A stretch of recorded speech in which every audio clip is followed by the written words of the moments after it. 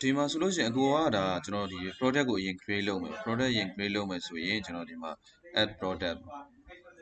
သွားမယ်သွားပြီးပြီဆိုရင်ကျွန်တော်ဒီမှာ standard ပြီးပြီဆိုရင်ကျွန်တော်ဒီ product name မှာမှကျွန်တော်ခုနကဒါ vivo ပေါ့vivo y 16ဆိုပြီးကျွန်တော်ထည့်ပေးလိုက်မယ်ဒါ product ကုတ်ကတော့ဒါအကုန်မှာပါတဲ့ဖုန်းမှာပါတဲ့ကုတ်ကိုပဲကျွန်တော်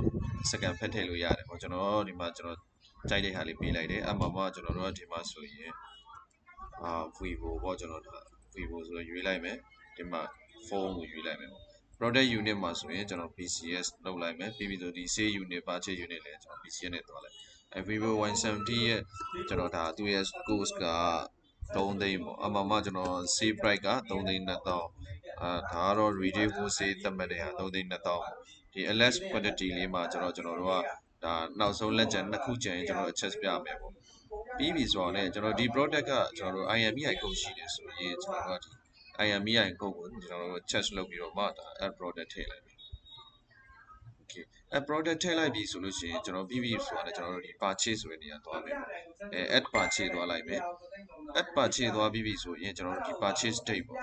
purchase date သွားတယ်ပြီးပြီဆိုတော့ねကျွန်တော်ဒီ warehouse လေးရွေးပေးလိုက်တယ် warehouse ရွေးတယ် supplier ပြင်ကျွန်တော်တို့ဒီကနေယူတယ်ပေါ့ဒါ supplier name လေးကျွန်တော်ရွေးပေးလိုက်တယ်ရွေးပြီးရတဲ့ကျွန်တော်တို့ကဒီဟာပေါ့ခုနကကျွန်တော်02ဒီကောင်ပေါ့ဒါကျွန်တော်ဒါဆိုလို့ရှိရင် vivo ပေါ့ vivo ရှိမယ်ပေါ့အမှမင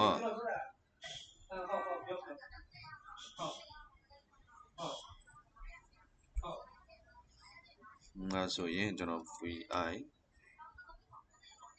vivo မှာကျွန်တော်ဒီ IMEI code ပေါ့ကျွန်တော်ဒီမှာဆိုလို့ရှိရင်ကျွန်တော် v1 ဆိုပြီးပေးလိုက်မယ်ပြီးပြီဆိုရင်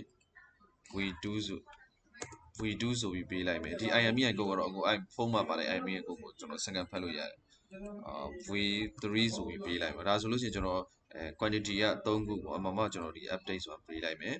ပြီးတာနဲ့ကျွန်တော်တို့ကဒီ submit လုပ်ပေးလိုက် okay ဒါဆိုလို့ရှိရင်ကျွန်တော်ဒါ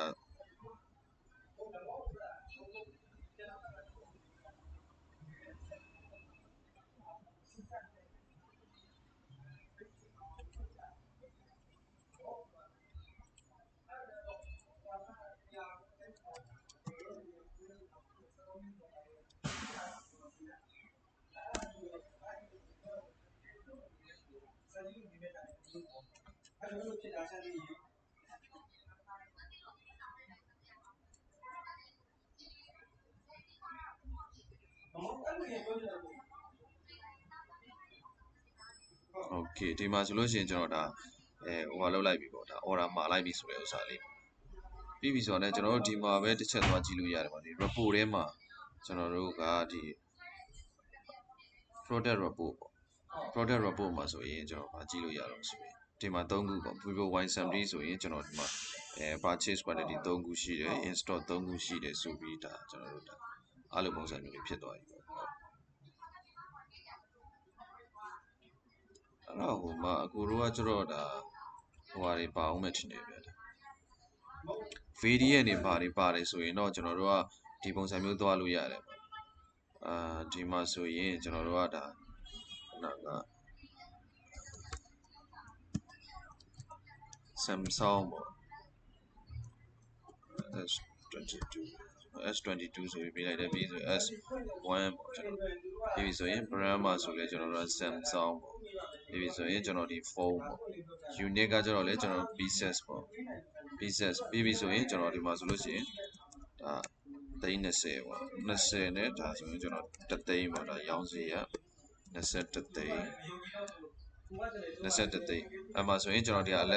less quantity ထည့်မယ်ပေါ့ပြီးပြီဆိုတော့ねအကိုတို့ကဒါ variant ရှိတယ် variant ရှိတယ်ဆိုရင်ကျွန်တော် variant ကိုလည်း check လုပ်မယ်ပြီးပြီဆိုရင်ဒီ IMEI ကိုလည်းကျွန်တော်တို့ကဒါ check လုပ်မယ်အမှ variant ကိုမှကျွန်တော်တို့က variant ပေါ့ကျွန်တော်တို့ variant ဆိုလို့ရှိရင်ကျွန်တော်တို့2ရက်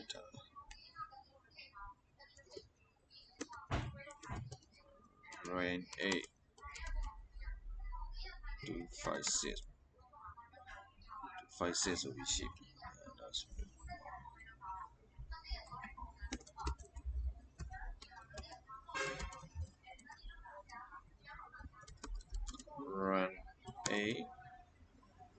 56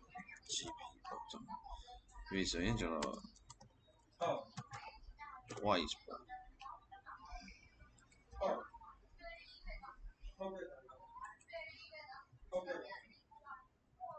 အမှကျွန်တော်တို့ကဒီဟာပေါ့ဒါဒီဥစ္စာအတွက်ဆိုရင်ကျွန်တော်တို့ကဒီ additional cost က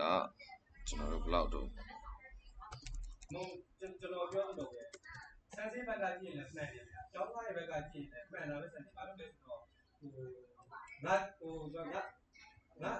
ကျောင်းရောငါစာတီငါကျောင်းရောလူပဲဆိုတဲ့ပုံစံမျိုးကြတော့လူတိုင်းရဲ့လက်ခံနိုင်မှုမှလည်းဆန်းစစ်ဒါကြတော့